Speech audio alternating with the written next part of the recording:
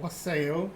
So this is a sound healing video because we've gone through this great mutation and there's a lot of energetic changes going on, and we've got this big stellium gathering, and I very much wanted to be able to do this live, but my Wi-Fi connection technology is just not behaving for me at the moment. But we can record this now, and then I can go for a walk to somewhere where I can pick up a connection and upload it. So to begin with, we need to look at the planets that are part of this stellium. So you've got the Sun and you've got the Moon. You've got Jupiter and you've got Saturn, the two planets that moved into Aquarius during the Great Mutation. And we've got Mercury and we've got Venus. Now, the really important one that isn't quite in there is Gaia, Uranus. And Gaia, Uranus, is actually in Taurus. And it's in Taurus for a 7-year period. But this is about earthing some new groundbreaking thought process, philosophy, all kinds of amazing stuff taking place. So let's begin with looking at the energy of the bee. This is the crown chakra. This is Uranian energy. This is the energy that comes in and it just kicks everything down so that it can create something new. It's got that sense of Kali Ma energy, which is the raw feminine, but this is more about consciousness coming in with the planet amplifying the energy. And look, Uranian energy will not follow rules. It's a rule breaker. It doesn't like to be confined, and it's been having a real tussle with Taurus. Now, Taurus was energized because we were in Earth energy, but now that Earth energy is fading, and part of this healing is that this new moon on the 13th, and bear in mind also that Gaia, Uranus, is retrograde at the moment and is about to stationary direct the day after the new moon, just as the new moon fills up emotionally with pure air energy, new thoughts, new imaginings, new possibilities. So let's have a look at this bee of the crown chakra. I'm also being told to mention the Eye of Horus, because the crown chakra is seen as the Eye of Horus. We are entering the age of Aquarius, which is also known as the age of Horus, and this is the age of the growing up of the child. So the inner child growing up. And look, we've been talking for a long time about luminous warrior energy, growing up emotionally, facing things emotionally. Spirit is going to be sending you all emotional challenges now to test whether you're grown up enough, to see whether you can step back from the simplistic kicking out, throwing your toys out of the pram kind of reaction, or that reaction that many people have where you just run away from having any emotional conversation or experience because it's just too frightening for you. You don't know how to handle it. So this is really about kicking open all of that energy. You know, it's the bull in a china shop. Uranian energy behaving with the bull in a china shop. Nothing is going to stand up to this frequency. It's a frequency of change. Also, the energy Gaia, Uranus, is at home in Aquarius. It's an Aquarian energy, and it's the energy lining up and looking from the Taurian stand point and shining and working with the 6 planets plus the asteroid Pallas Athena, and pushing new energy down, creating some kind of new energetic thought wave. So, crown chakra.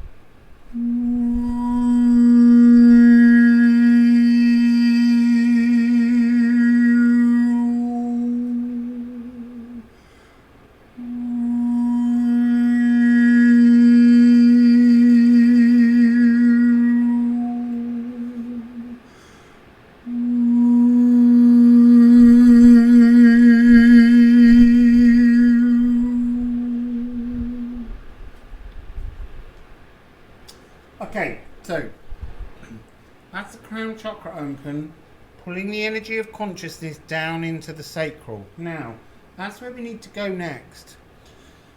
Because today, Ceres and Neptune are in a conjunction. And Ceres is the sacral, and Neptune is deep cleansing energy. Now, Neptune has recently, it's been discovered that the dark spots, the storms that are created on the surface of Neptune that move from the kind of tops of the planet down towards the equator and fade, very recently, just like the changes that Saturn has undergone and the changes in frequency that Jupiter underwent with the green flash, they've observed one of the black spots moving towards the equator, and then almost, they don't know because they missed the point that it happened, but suddenly there were 2 spots, like it separated. One slightly less visible continued to fade towards the equator, but the second spot has moved back upwards to where it started. So it's behaving very, very differently. The other thing to think about is that Ceres, the asteroid, discovered in about, I think, 1801, is a kind of ice planet. It's the largest asteroid, or the largest thing within the orbits of Neptune, the largest sort of asteroid body that's not actually a dwarf planet. But it's underneath its surface is saline water, the sea, Akashic records, the seat of the soul. All of the correct energy seems to be lining up with the Ceres planet. And so this is, with Ceres blocking out the old traumatic energy of liver, kidneys and spleen healing and ancient DNA traumas, this is a moment as we move towards this stellium where we are really being given the chance, as I say again, to just grow up emotionally. We can't be stunted, damaged, emotional, infantilized children. We have to become emotionally sophisticated now. We have to be able to look all emotions in the face and just deal with them. Okay, so let's look at Ceres.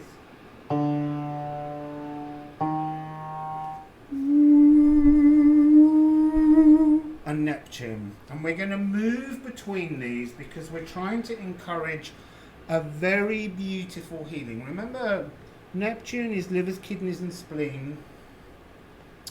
And is this energy one of the great cleansing energies that comes in, and we're trying to cleanse our sacral. Remember, the sacrals had a huge bonus in that the eclipse, solar eclipse last year on the 14th, was sacral, luminous warrior frequency. And we're just about to end that moon phase. So that brand new moon that created the solar eclipse is about to be rebirthed in air energy on the 13th. So here we go.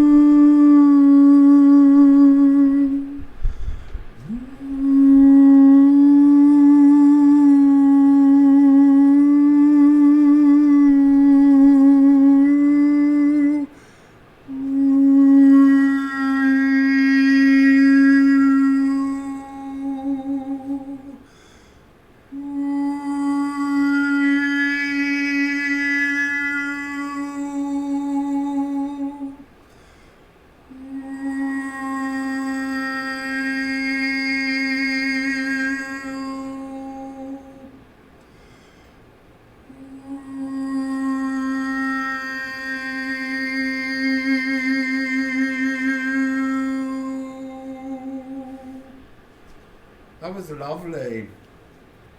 I don't think you can see it, but a really beautiful tiny little bird appeared just on the wall, but I've zoomed in so that you can't see the wall, because otherwise there's a lamp in the way. So I need to check some food I've got cooking, in case you can hear a tick tick ticking in the background. It's my little oven. So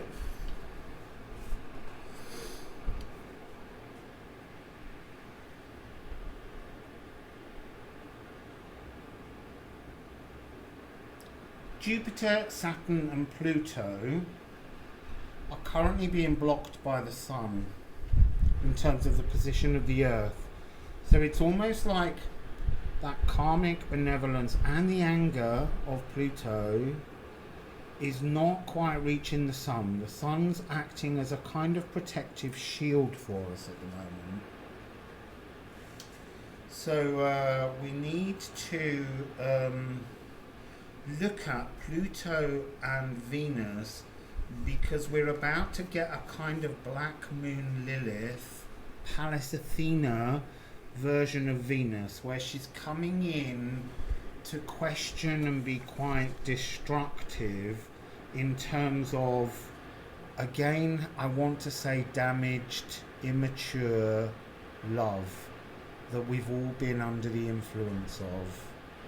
And, you know, that includes me. I'm not trying to say that somehow because I get gifted with all this intelligence and guided information that somehow I'm, you know, better equipped at this. I have to go through these things as well, because it's by going through them and understanding them that I can share them with you. So Pluto is the spine in sound healing. For me, I think a lot of this sound healing frequencies are going to change over the course of this year, but at the moment this is where they're still connected. So we have C sharp, and then we're going to be looking at, once I've worked the spine, down to the F sharp, and that gives a lovely perfect fourth, fifth, or if I do it the other way around and put the C sharp at the base, a perfect fourth. Now, perfect fourths, according To the ancient Egyptians who taught Pythagoras when he went on a little backpacking tour around Egypt, they taught him that the perfect fourth is the most cosmically significant interval in the universe. Now, that also could be changing. Nothing that takes place currently is fixed because everything's a fluid cycle. But let's look at this C sharp of the spine and try and connect these two to allow us to process the possible difficulties, because Chiron's in that mix. And Chiron, sorry, I wasn't aware of that until just then, but they said Chiron, Chiron, Chiron, which will give us actually an F major chord. So there's something very bright that we need to maintain if we're not going to stop this idea of Venus becoming very dark and very heavy. So let's get Pluto in the mix.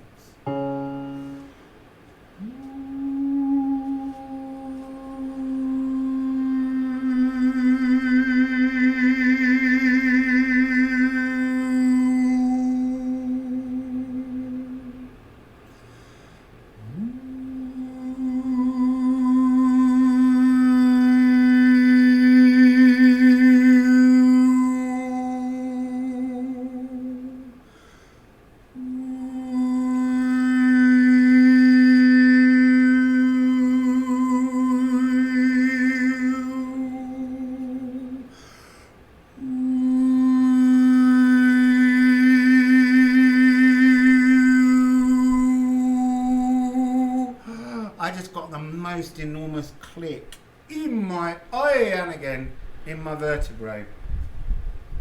So I hope you do too. I hope that transfers.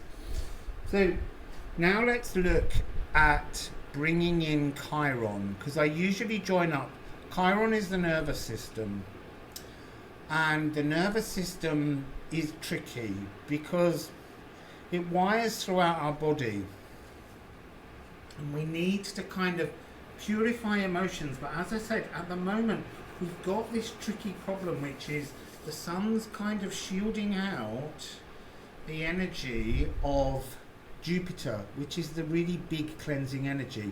So we're having to rely on that E flat of Neptune, the D sharp E flat of Neptune, as a cleanser. But that's also being masked by Ceres. So there's a real sense at the moment that the energies are kind of playing a little bit like hide and seek. We've got to seek them. We've got to find those frequencies and pull them towards us, because the music of the spheres is not able to push through because of the influence of the sun at the moment and where the Earth is in relation to these other planets. So,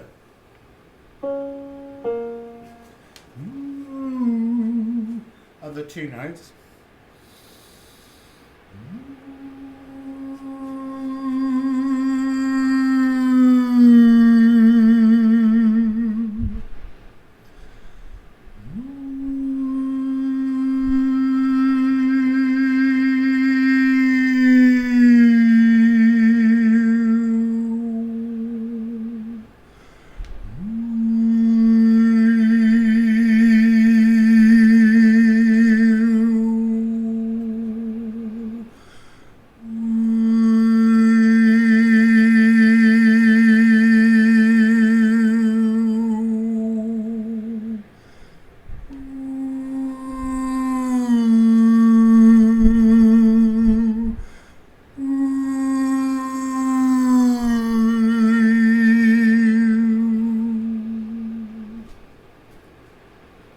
Now we need to look at the F sharp, higher heart, Venus.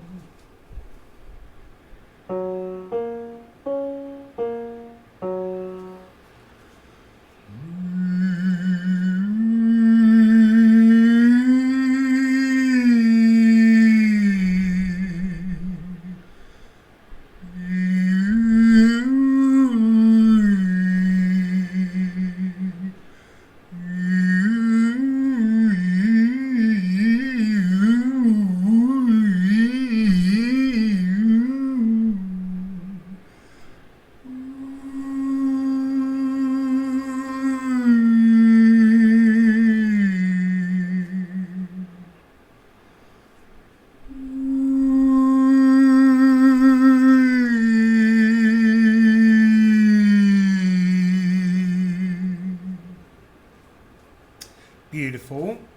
Just need to check my cooking. It's nearly done. Now, we need to have a little look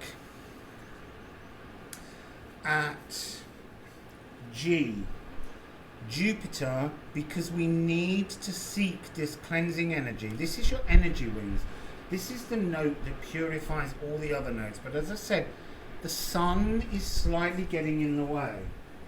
So the two notes are G of Jupiter, and the sun, the solar plexus. This is a minor third. So G of Jupiter. This is your energy wings. It travels down your body and up.